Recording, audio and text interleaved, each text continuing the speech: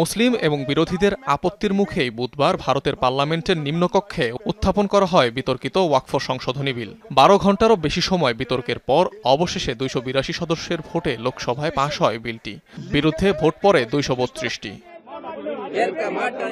ওয়াকফ বিল পাশ হওয়ার পরপরই ভারতের বিভিন্ন স্থানে বিক্ষোভ করে সাধারণ মুসলিমরা। অভিযোগ, মুসলিমদের সম্পত্তি সরাসরি হস্তক্ষেপ করতে চায় বিজেপি সরকার। আইনিভাবে হোক কিংবা জেলে যেতে হোক অথবা সুরে চড়তে হোক, আমরা আমাদের অধিকারের জন্য লড়াই চালিয়ে যাব। এই বিল সহ্য করব না। এটা সংবিধানের মূলনীতির পরিপন্থী। এই আইনের মাধ্যমে মুসলিম সম্প্রদায়ের স্বার্থকে অবমূল্যায়ন করা হবে, যা ধর্মনিরপেক্ষতারও বিরুদ্ধে। এটি মুসলিমদের প্রতি অবিচার। এদিকে বিলের বিরুদ্ধে প্রতিবাদ জানিয়ে অধিবেশন চলাকালে খসড়া কপি ছিঁড়ে ফেলেন আইএমএম নেতা আসাদুদ্দিন ওয়াইসি। দাবি, সংস্কারের নামে মুসলিমদের সম্পত্তির উপর কর্তৃত্ব প্রতিষ্ঠা করতে চায় মোদি প্রশাসন, তাই অন্তর্ভুক্ত করা হচ্ছে অমুসলিমদের। এই বিল ভারতের মুসলমানদের ইমান ইবাদতের উপর হামলা। নরেন্দ্র মোদীর হুকুমে এই দেশের সবচেয়ে বড় সংখ্যালঘু সম্প্রদায়ের বিরুদ্ধে যুদ্ধ ঘোষণা করা হয়েছে। আমাদের সমাধি, মসজিদ, দরগাকে টার্গেট করা হচ্ছে। মুসলিমদের অন্য দরজার দ্বারস্থ করা হচ্ছে।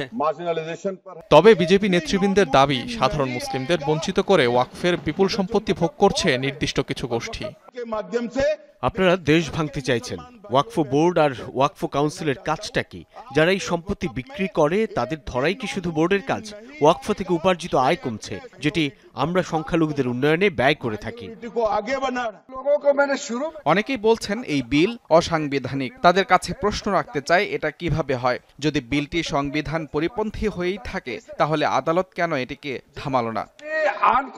সাধারণত ওয়াকফ বলতে মুসলিমদের দান করা সম্পত্তিকে বোঝায়। আল্লাহর নামে নিবেদিত এসব স্থাবর অস্থাবর সম্পত্তির মধ্যে রয়েছে মাদ্রাসা, কবরস্থান, অনাথাশ্রম কিংবা জায়গা জমি। নিয়মানুযায়ী এ ধরনের সম্পত্তি বেচাকেনা কিংবা অন্য কোনো উদ্দেশ্যে ব্যবহার করা যায় না। পুরনো আইন অনুযায়ী ভারতে মুসলিমদের দান করা এই সম্পত্তির একক মালিক দেশটির ওয়াকফ বোর্ড, কিন্তু নতুন বিলে থাকছে না সেই ক্ষমতা। জেলা প্রশাসক কিংবা সমমর্যাদার কেউ পাবে মুসলিমদের দান করা সম্পত্তি পরিচালনার অধিকার। মূলত এই সংশোধনী ঘিরেই গেল কয়েকদিন ধরে অস্থির 20 কোটি সংখ্যালঘু মুসলিম জনসংখ্যার দেশটি।